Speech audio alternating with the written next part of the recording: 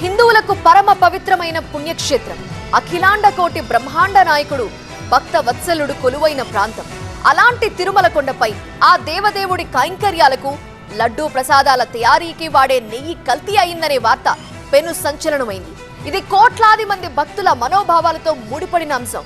అందుకే ఇప్పుడు ప్రాయశ్చిత్త కార్యక్రమాలు జరుగుతున్నాయి. ఏదైనా తప్పు జరిగిందని గుర్తిస్తే పశ్చాత్తాపానికి మించిన ప్రాయశ్చిత్తం లేదంటారు. కానీ ఇది పశ్చాత్తాపంతో సరిపెట్టేంత చిన్న అంశం కాదు కాబట్టి ప్రాయశ్చిత్తంగా శాంతి హోమం నిర్వహిస్తున్నారు తిరుమలలో.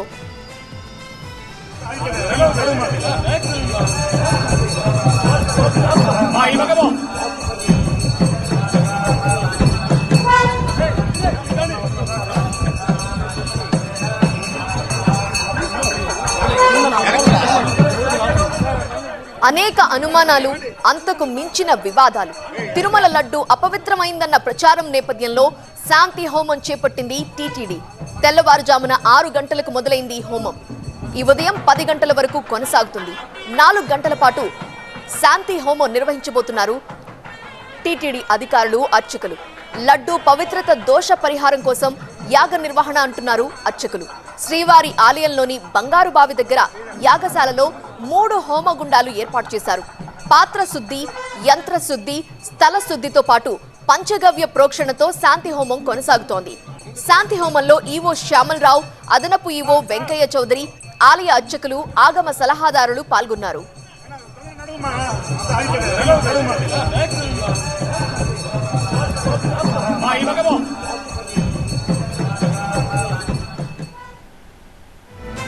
ఆవు నెయ్యిలో దోషం ఉండటం వలన ప్రాయశ్చిత్తంగా శాంతి హోమం నిర్వహిస్తున్నామని ఈవో శ్యామలరావు అంటున్నారు.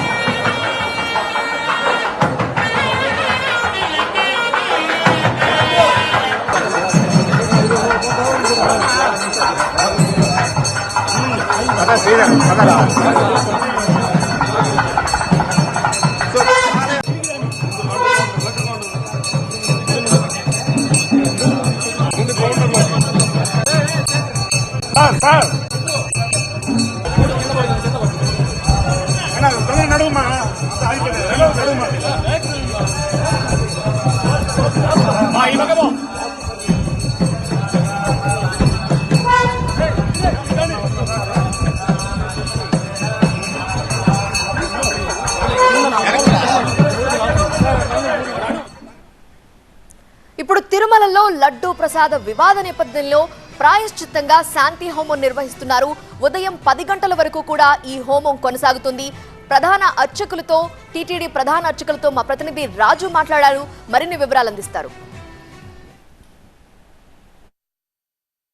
శాంతి హోమం జరుగుతోంది.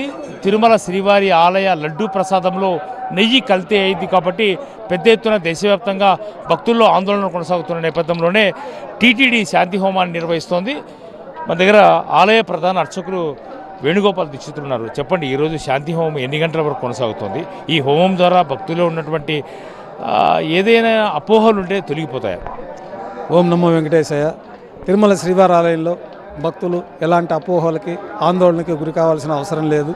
స్వామివారి ఆలయంలో ప్రతినిత్యం జరిగే చిన్న చిన్న దోషాలకి, ద్రవ్యలోపాలకు కానీ, నియమలోపాలకు కానీ, శ్రద్ధాలోపాలకు కానీ ఎక్కువైనా తక్కువైనా చేయలేకపోయినా ఇటువంటి దోషాలన్నీ పరిహారార్థంగా మనం ప్రతి ఏటా శ్రావణ మాసంలో 3 రోజుల పాటు పవిత్రోత్సవాలు నిర్వహిస్తాము. సంవత్సర జనిత సర్వదోష ప్రాయశ్చిత్తార్థం ఈ పవిత్రోత్సవాలు జరుగుతాయి.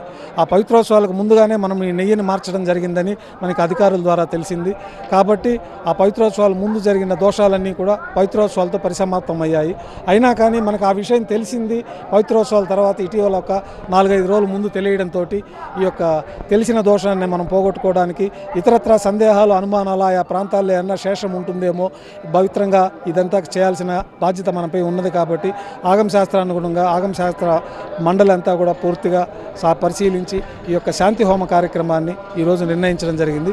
శాంతి హోమంలో ప్రధానంగా ఏం నిర్వహించారు? ఆలయ గర్భాలయం వెనకాల చేశారా, లేదంటే యాగశాలలో ఎంతమంది అర్చకులు, లేదంటే వేద పండితులు, లేదంటే ఆగమ కమిటీ ఏదైనా సలహా మేరకు నిర్వహించారా? ఇందులో అధికారుల పాత్ర ఏంటి? ఇప్పుడు ఆగమ సలహా మండలి మేరకే ఈ కార్యక్రమ నిర్వహణ జరుగుతుంది. ఇందులో ముఖ్యంగా దాదాపు 8 మంది అర్చకులు, తర్వాత పరిచారకులు, వేదపారాయణదారులు ఒక 10 మంది, ఇతర పాచక కైంకర్య పరులంతా ఒక 5-6 మంది ఈ కార్యక్రమంలో పాల్గొంటూ ఉన్నారు. ఉదయం మన తిరుమల తిరుపతి దేవస్థానం తరఫున ఎగ్జిక్యూటివ్ ఆఫీసర్ గారు ఈ యొక్క కార్యక్రమానికి సంకల్పాన్ని తీసుకొని ఈ దోష పరిహారార్థమై ఈ ద్రవ్యంలో జరిగిన లోపాలన్నీ పరిపూర్ణంగా పరిహారం కావాలని ఈ యొక్క సంకల్పాన్ని తీసుకొని ఈ కార్యక్రమం ప్రారంభించారు.